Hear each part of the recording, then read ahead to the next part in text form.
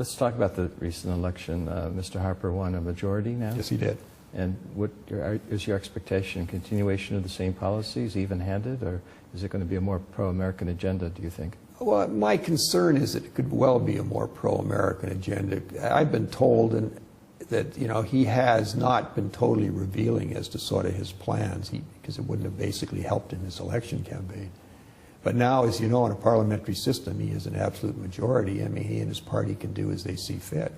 So we'll wait and see. I mean, I have some liberal friends that are extremely concerned about what could happen. Mm-hmm. I'm prepared just to wait and see. But he is sort of from the right-wing side. This isn't the progressive conservative party we had for years and years in Canada. This is a much more reactionary, right-wing type of conservatism.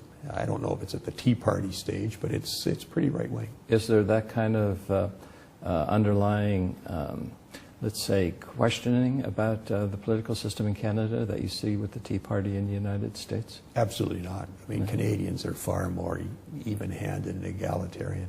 Because the economy is better up there as well? I guess to some extent, but it's in areas is weakening, and I think you saw the response in the NDP got, which is the Socialist Party, right, got more than twice as many seats as they've ever garnered in history. I mean, this was really an earth-shattering election by Canadian standards, in the sense that the Liberals, who have been the consensus party in Canada for over a century, really got hammered. They got 19% of the popular vote. I mean, that's unheard of. Mm-hmm. And so there is change afoot.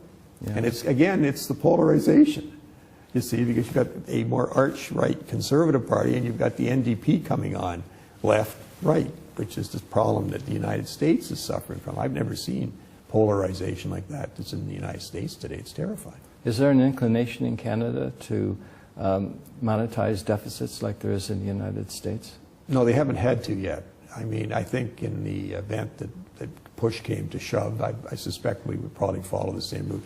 Like, some people are critical, those that think our dollar is far too high from an economic perspective in terms of our manufacturing industries, that we should be monetizing more aggressively, because we're not, and the U.S. is. That's one of the reasons driving our dollar up. Right.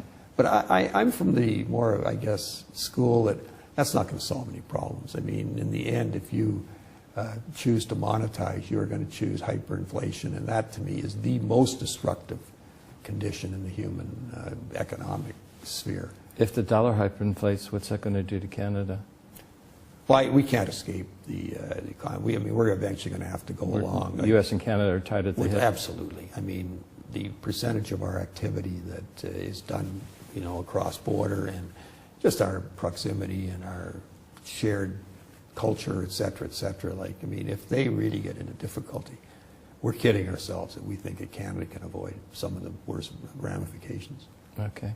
Yeah, any last words for the people who are going to be viewing this video about? No, the only last word, I guess I sound like a broken record because I've been saying it for years, is that you must take any of these violent corrective phases in gold and silver as a buying opportunity, until such time as we've reached the top of the bull market. And I think that's years and thousands of dollars away in gold, hundreds of dollars away conceivably in silver.